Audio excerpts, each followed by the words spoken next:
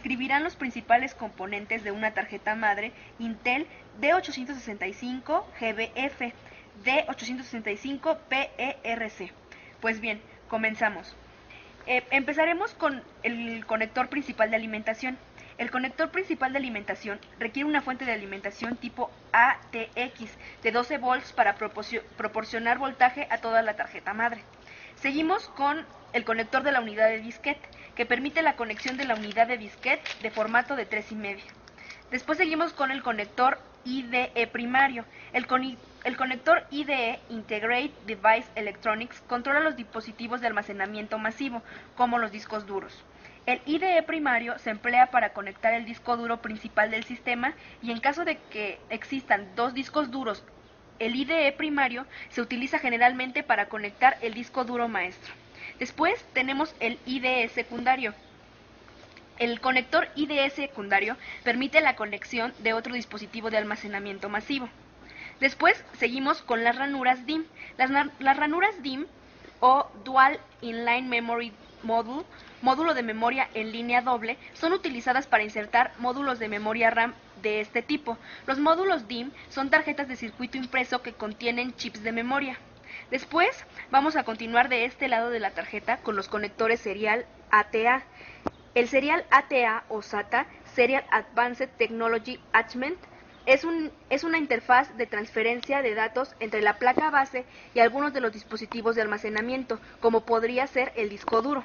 De este lado tenemos la pila. La pila en la tarjeta madre permite almacenar los valores en la RAM CMOS, en la que se guardan los valores de configuración del BIOS. También permite almacenar la hora actual cuando la computadora está apagada.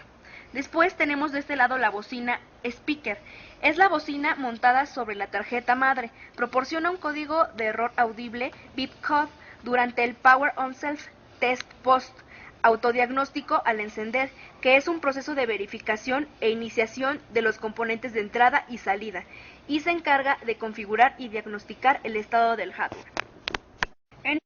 Esta tarjeta madre cuenta con un zócalo MPG478, también conocido como socket 478.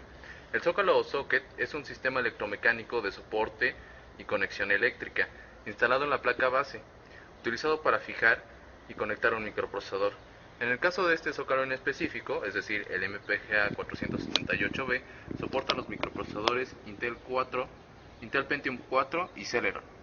En este caso se cuenta con una palanca precisamente como mecanismo físico para insertar y asegurar el microprocesador. También se cuenta con un conector de voltaje para el procesador de 12 volts. Además del conector de voltaje principal, se cuenta con este conector para brindar un voltaje extra tanto al chipset como al microprocesador.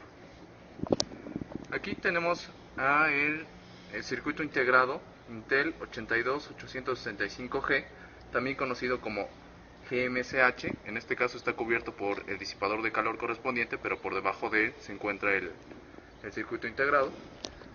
Y es un concentrador de controladores de memoria y gráficos, de ahí las siglas GMSH, Graphics and Memory Controller Hub. Y bueno, este circuito integrado constituye el puente norte o North Bridge del chipset. Es el chip que controla las funciones de acceso desde el microprocesador hacia el puerto AGP y las ranuras DIMM, es decir, que sirve como intermediario en la comunicación entre el microprocesador y la memoria RAM. Aquí tenemos el circuito integrado Intel 82801EB, que es un Input Output Controller Hub, es decir, un concentrador de controladores de entrada-salida, y este circuito integrado constituye el South Bridge, es decir, el puente sur del chipset, que se encarga de coordinar los diferentes dispositivos de entrada y salida, como su nombre lo indica, Input Output, y algunas otras funcionalidades de baja velocidad de la placa madre. El South Bridge no está conectado directamente a la CPU, sino que se comunica con él por medio del North Bridge y permite la comunicación con el bus PCI, con todas las ranuras de expansión PCI, los controladores ID, tanto primario como secundario en este caso, los puertos USB y los diversos dispositivos de entrada-salida, tales como el monitor. Por este lado tenemos todo lo que son los puertos. Estos puertos son para teclado y mouse, son los puertos PC2. El verde es para el mouse, el morado es para el teclado. Estos de aquí son los puertos USB versión 2. Tenemos más puertos USB. De este lado está el puerto serial para la impresora y los puertos VGA. Es el macho y es el hembra. El hembra, que es el color azul fuerte, es para el monitor. Aquí tenemos el puerto Ethernet, que es para la red, y tenemos los puertos de audio, que es micrófono, bocinas y auxiliar. En el auxiliar se pueden conectar ambos. Aquí tenemos los puertos de expansión PCI, que significa Peripheral Component Interconnect.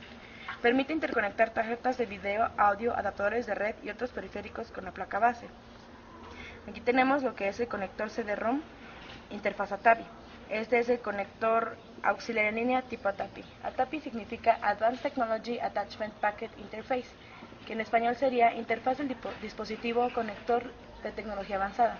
Esta interfaz permite que la conexión de algunos medios de almacenamiento, tales como la unidad de CD-ROM. Puerto AGP, Accelerated Graphics Port, que en español sería puerto de gráficos acelerados. Es un puerto desarrollado por Intel en 1996 como solución a los cuellos de botella que se producían en las tarjetas gráficas que usaban el bus PCI.